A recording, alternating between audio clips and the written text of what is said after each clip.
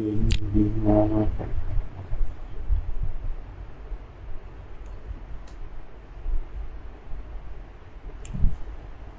الحمد لله نحمده ونصلي على رسوله الكريم أما بعد أعوذ بالله السميع العليم من الشيطان الرجيم بسم الله الرحمن الرحيم وإذا رأيت الذين يخوضون في آياتنا فأعرض عنهم حتى يخوضوا في حديث غيره وإما ينسينك الشيطان فلا تقعد بعد الذكرى مع القوم الظالمين وما على الذين يتقون من حسابهم من شيء ولكن ذكرى لعلهم يتقون وذر الذين اتخذوا دينهم لعبا ولهوا وغرتهم الحياة الدنيا وذكر به أن تبصل نفس بما كسبت ليس لها من دون الله ولي ولا شفيع وإن تعدل كل عدل لا يؤخذ منها أولئك الذين أبصلوا بما كسبوا لهم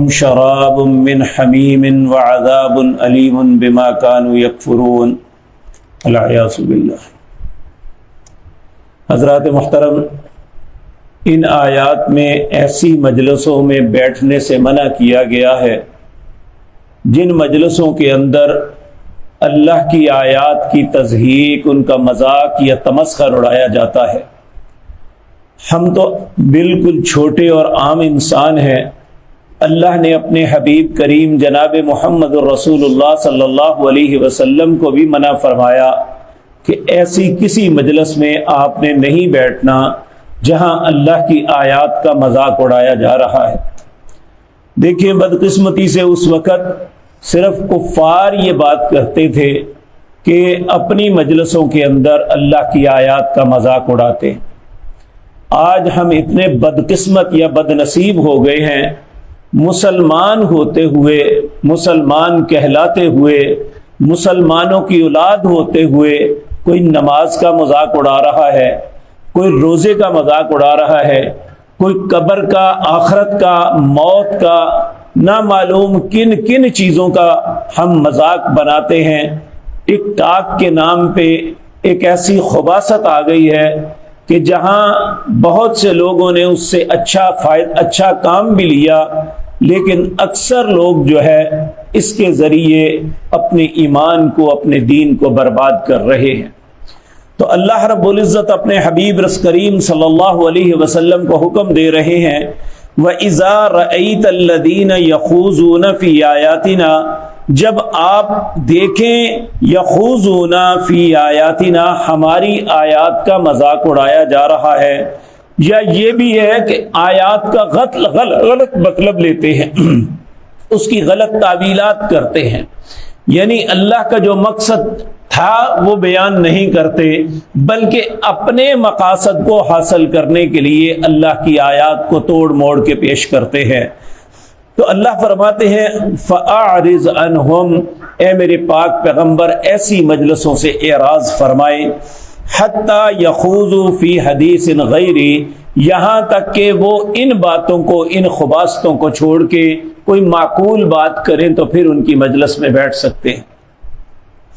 وَإِمَّا يُنْسِيَنَّكَ الشَّيْطَانُ، اگر خدا نخواستہ کسی وقت شیطان آپ کو بھلا دے، یعنی آپ بیٹھے ہیں، آپ کو احساس نہ ہو، تو فلا تقعد بعد الذکرى، جیسے ہی یاد آئے تو وہاں سے اٹھ جائے، وہاں نہیں بیٹھنا چاہیے۔ مع القوم الظالمین، یہ ظالم قوم ہے جو اللہ کی آیات کا، اللہ کے شعار کا، اللہ کے احکامات کا مذاق اڑا رہے ہیں۔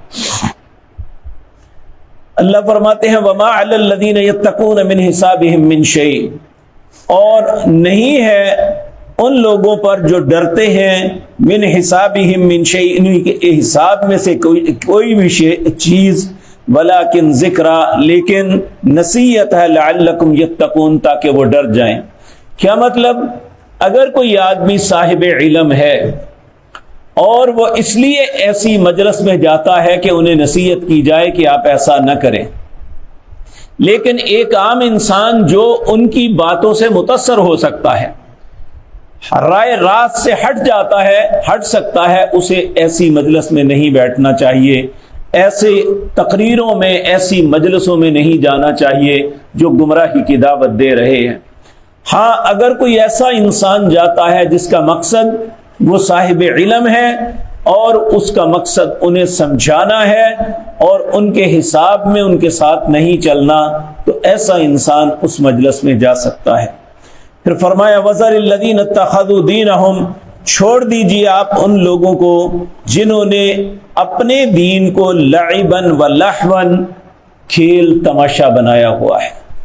دین کھیل تماشے کا نام نہیں ہے، یہ مذاق تمسخر کا نام نہیں ہے۔ جس طرح آج ہمارے علماء کا وتیرہ بنا ہوا ہے، جس طرح مراسی سٹیجوں پہ یا شادیوں پہ جگتیں کرتے تھے، آج یہ بھی علماء بھی نصیحت کرنے کے بجائے لوگوں کو اللہ اور اس کے رسول کے احکامات بتانے کے بجائے مراسیوں کی طرح جگتیں کرتے ہیں، مذاق اور ٹھٹھے کرتے ہیں، مسجدوں کو بھی ایک تماشا بنا کے رکھ دیا ہے، العیاذ باللہ۔ اللہ فرماتے ہیں وَذَرِ الَّذِينَ اتَّخَذُوا دِينَهُمْ حُزُبًا وَلَعِبًا، ایسے لوگوں کو بھی چھوڑ دیجئے جو اپنے دین کو کھیل اور تماشا بنایا ہوا ہے۔ لَيْسَ لَهَا مِن دُونِ اللہ اکبر وَغَرَّتْهُمُ الْحَيَاةُ الدُّنْيَا، دنیا کی زندگی نے انہیں دھوکے میں ڈال دیا۔ وَذَكِّرْ بِهِ أَن تُبْصَلَ نَفْسٌ بِمَا كَسَبَتْ، اور نصیحت کیجئے ان تبصل نفس بما کسبت، کہ وہ ہلاک ہو جائیں اپنی ہی کرتوتوں کی وجہ سے۔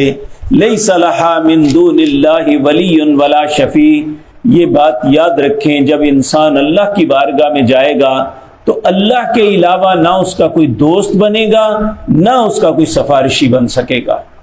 دوست بھی وہ اس وقت بن سکے گا جب اللہ کسی کو دوستی کی اجازت دیں گے، سفارش بھی اس وقت کوئی انسان کسی کی کر سکے گا۔